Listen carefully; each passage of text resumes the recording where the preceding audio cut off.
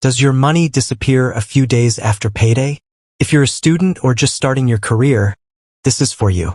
This is EncycLedge, and in under 2 minutes, I'll show you a simple money system to help you control your cash, not chase it.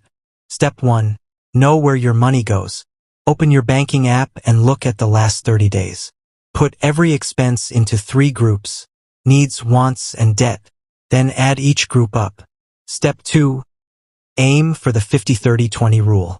About 50% of your income for needs, 30% for wants, and 20% for saving or paying off debt. You don't have to be perfect. Just move closer to these numbers over time. Step 3. Pay yourself first. The day you get paid, automatically move even 5 to 10% into a separate savings account. This is your emergency fund. First goal, $500. Next goal, 1 month of expenses. Step 4. Deal with high-interest debt, then start investing. Pay the minimum on all debts. Once your emergency fund is started and debt is under control, invest a small amount regularly in a simple, low-cost index fund or a retirement plan at work. Think long-term, not quick gains. Recap.